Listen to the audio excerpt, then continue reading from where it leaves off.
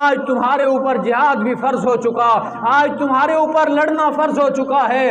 مسلمان اکٹھے ہو کے اس وقت تمہارے اوپر جو جہاد فرض ہے اس کے لیے اپنے آپ کو تیار کرو۔ پاکستان میں جنگ کی سی حالت بن چکی ہے، بھارت پاکستان پہ حملے کر رہا ہے۔ جب کسی ریاست کے اوپر کوئی غیر مسلم ریاست حملہ کر دے تو اس وقت پوری ریاست کے اوپر جہاد فرض ہو جاتا ہے۔ میرے نوجوان بھائیوں اور بزرگوں، اپنے آپ کو ہر طرح سے تیار کر لو۔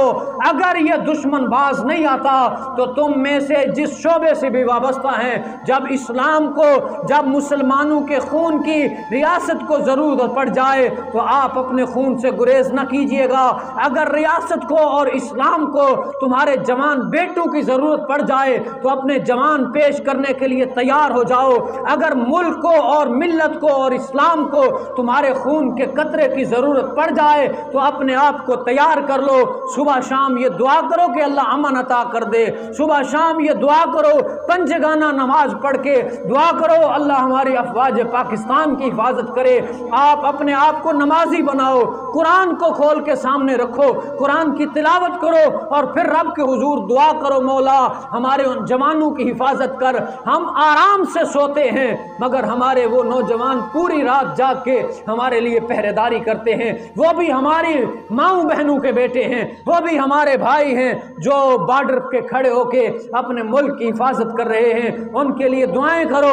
میں دیکھ رہا ہوں سوشل میڈیا پہ ہمارے نوجوان جو ہے وہ سیاسی اختلاف کی وجہ سے، نواز شریف سے تمہیں اختلاف ہو سکتا ہے، پاکستان سے کوئی اختلاف نہیں، پاکستان کی حدود سے کوئی اختلاف نہیں، یہ مٹی ہماری ماں ہے، اس سے وفا ضروری ہے۔ جوانوں بغاوت نہ کرو، اب ریاست کو تمہاری وفاؤں کی ضرورت ہے، افواج پاکستان کو تمہاری ہمدردیوں اور وفاؤں کی ضرورت ہے۔ اب پراپیگنڈے نہ کرو، تم پی ٹی آئی کے ہو، نون لیگ کے ہو، ٹی ایل پی کے ہو، جس سیاسی تحریک سے وابستہ ہو، اس وقت یکجا ہو کے اپنے ملک کے لیے کچھ کرو۔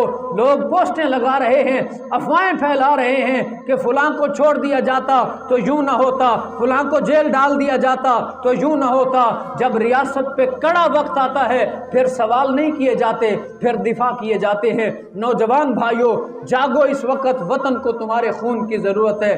انشاءاللہ اگر ضرورت پڑے گی ہمارے وطن عزیز کو، میں اعلان کرتا ہوں افواج پاکستان کے ہم ساتھ ہیں، وطن عزیز کے ہم ساتھ ہیں، موجودہ ریاستی اداروں کے ہم ساتھ ہیں، رفاہی اور افاہی اداروں کے ہم ساتھ ہیں۔ جہاں ہمارے خون کی ضرورت ہوگی ہم اپنا خون وطن کے لیے پیش کریں گے۔ سارے بولیں انشاءاللہ۔ ہم یہاں اس پلیٹ فارم سے اعلان کرتے ہیں، میں، ہماری پوری تنظیم اور یہ علاقہ غیرت مند لوگوں کا علاقہ ہے، اگر ریاست کو کسی آدمیوں کے لیے یہاں پناہ کی ضرورت ہوگی ہم پناہ دینے کے لیے تیار ہیں، راشن کی ضرورت ہوگی، جنگی حالات میں اگر مالی ضرورت ہوگی تو ہم پیش کریں گے۔